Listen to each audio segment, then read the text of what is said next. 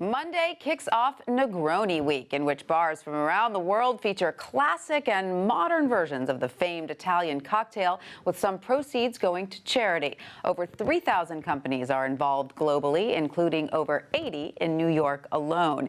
Here to discuss Negroni Week and make us some drinks is Jim Kearns, co-owner of the Happiest Hour and Slowly Shirley in the West Village. Jim, thanks so much for being with us. So tell us why the Negroni is so popular.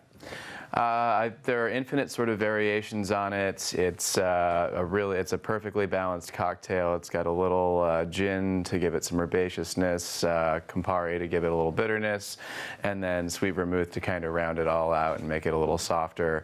So I guess perfection never goes out of style, right? If it's the perfect cocktail. Exactly. So you're going to show us how it's done. You're going to make us first the classic Negroni, right? Correct. What goes into that? Equal parts sweet vermouth, Campari, and gin. All right, let's see how it's done. All right. So I'm going to start off with our sweet vermouth. When do you like to drink a Negroni? Well, in this proportion, in the classic proportion, I like to have it sort of late afternoon or before dinner.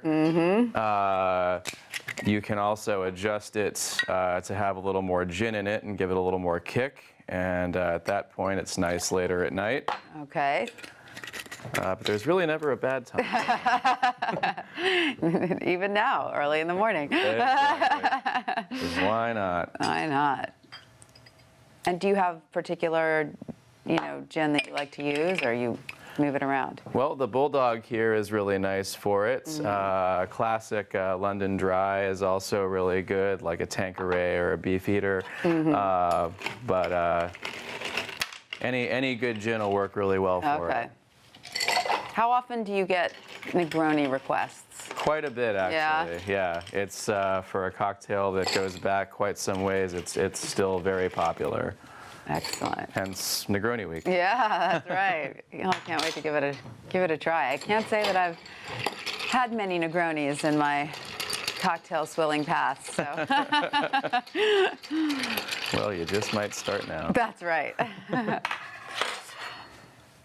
Nice there. So yeah, we just combine all the ingredients in a mixing glass, give it a stir. Oh, looks lovely. Strain it off. Garnish it with a nice orange twist. And this is the classic, straight from Italy, right? This is how it's done. Exactly. All right. There it is. Give it a shot. Let's see. This is the classic. Cheers. Delicious. You're right. It's the perfect balance of everything. You know what? Oh, awesome. Well, thank you so much for that. You're very welcome. Tell us about the twist that you've created, because part of the fun of Negroni Week is making it modern, right? And part of the fun of having cocktails like the Negroni is you can take little spins on them. Yeah. So the drink that I did, I call the Campsite because it has Campo de Encanto Pisco in it and Campari, so camp, and then it's also got beer in it, so I figured it's kind of like, going camping and stuff. Glamping, as they call it nowadays, right? I guess so. So what I did was I just took a little cucumber to kind of add a fresh sort of summery element to it. Give it a little bit of a muddle. I love cucumber in a cocktail, actually. Yeah, it's always a nice element. And then Bonal, which is another form of sweet vermouth. It's a slightly more bitter sweet vermouth, but the fun thing that happens is when you combine different bitter ingredients like an IPA beer and Campari and something else, they kind of tend to balance each other out in a way that can be really surprising and fun. So, excellent. Same deal, equal parts.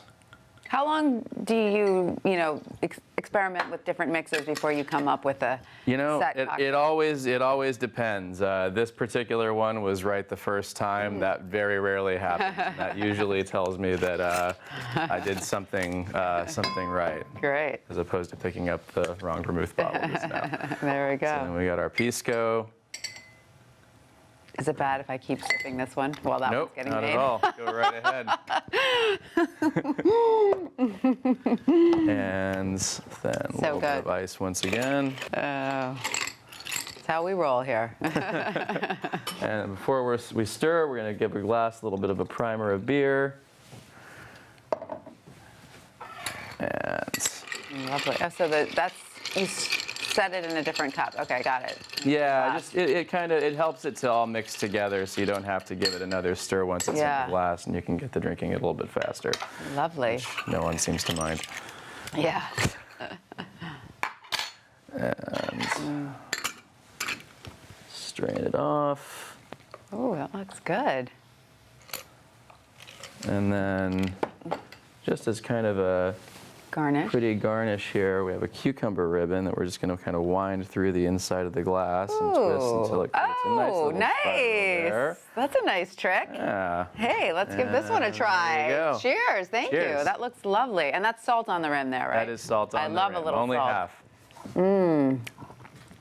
I love it. Well done. The beer gives it a really nice sort of kick. Yeah, It yeah. takes it into another gear, sort of a mellower gear. Yeah, I like yeah, that. yeah. All right, cheers. Cheers. Jim, thank you so much. You're very welcome. All right.